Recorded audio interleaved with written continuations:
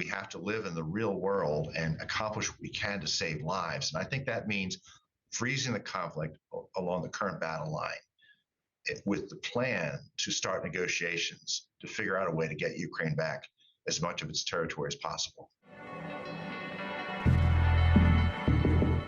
Hello, this is Victoria Derbyshire in the Ukrainecast studio. And this is Vitaly Shevchenko, also in the Ukrainecast studio. And let's introduce you to Fred Fleitz. Hello to you, Mr. Fleitz.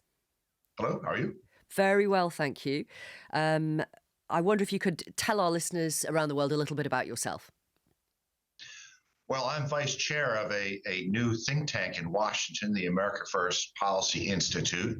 We were set up after President Trump lost the last election, and we've been promoting and defending his unique approach to government, both domestic policy and foreign policy. And importantly, you co-authored last year, along with Keith Kellogg, President Trump's Ukraine and Russia envoy, a policy document with proposals to end the war in Ukraine.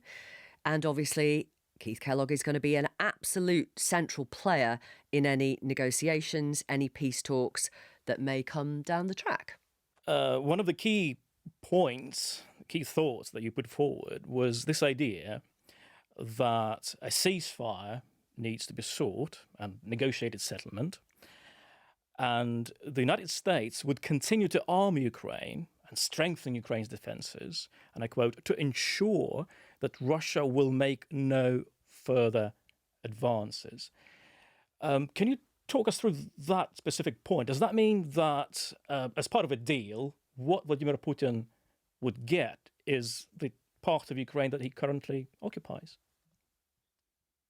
I think Putin has concerns about Ukraine joining NATO and an American or European military presence in Ukraine. I don't think that's a legitimate concern.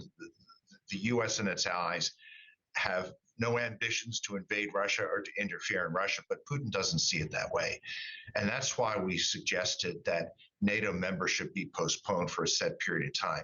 My personal position is 25 years. I think that's a good concession to offer to Russia. And we're not giving up very much, because I don't think the unanimous vote is there to add Ukraine as a member to NATO in the near future. So I know this isn't going to be pleasing to Zelensky and to the Ukrainian people, but I don't think that's a lot to give up to end the war. And this would be a sort of security assurance by making sure that Ukraine has the weapons to defend itself, so Russia doesn't use a ceasefire to rearm and simply invade again. But in terms of territory, do you think, well, it's fair or realistic to talk in terms of who keeps what, at least for the foreseeable future, just to make the killing stop? We call for freezing the conflict along the current battle lines, and Ukraine does not give up its territorial claims. Ukraine does not give up its demand to get back all of its territory. That just isn't going to happen in the immediate future. We've got a voice note here from one of our regular listeners. She is called Olga, and she's a teacher who lives in Kherson in southern Ukraine, near the front line, as you know. And we asked her what she thought about the prospect of freezing the war along its current lines. I'm sure that if the war freezes at the front line, it will be just a temporary stop of the fire. Though, if it lasted for a long time, we would not only lose territory, but people. Our children are trained to be Russians and hate Ukraine. Young men are enlisted to their army. What will happen in few years? I think that it is not the decision which will bring peace to Ukraine. Do you understand that worry that just pausing it, freezing it, means it's not really over and Russia can come back? This will be a very difficult solution for the Ukrainian people to accept. This war has been brutal. And I mean, if in a perfect world, we would put Putin and his generals and officials in the Russian government on trial for war crimes, but we can't accomplish that. And if there was a way to get back all of Ukraine's territory, I think we should do that. I actually know a way to do that. we could send NATO troops in, send British troops in. I don't think the British people want to send the British army into Ukraine. I know the American people don't want the U.S. army to go in because there's no willingness to do that. Another approach has to be found. And I know it's distasteful, but we have to live in the real world and accomplish what we can to save lives. And I think that means freezing the conflict along the current battle line with the plan to start negotiations to figure out a way to get Ukraine back as much of its territory as possible.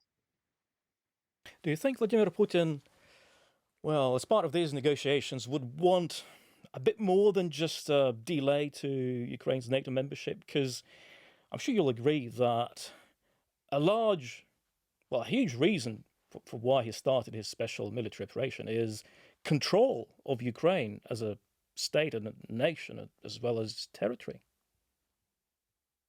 There's a lot of debates on why Putin invaded Ukraine. It's really a tragedy. I don't think his reasoning made any sense. I don't doubt that there will be pretty stiff demands by both sides if talks start. But at a minimum, we have to stop the fighting and begin peace talks, which may go on for many years. We may be looking at a situation similar to the Korean Peninsula with an armistice that may be in place for a long time before we have a final solution. We know in North Korea, it's been 75 years now, and there still is no peace treaty. Mm. And of course, President Zelensky would have to sell that to the Ukrainians. And you can imagine some Ukrainians going, we're never getting this land back. Well, I mean, to be realistic, American military aid for Ukraine is not going to continue indefinitely. And if the Ukrainian government does not agree to peace talks, and I think ultimately ceasefire, they're not going to have the support they need to hold off the Russian army. So I think there will be an incentive to accept this, and I know many of them aren't going to be happy about it. But if there's another way, I'd like to hear it.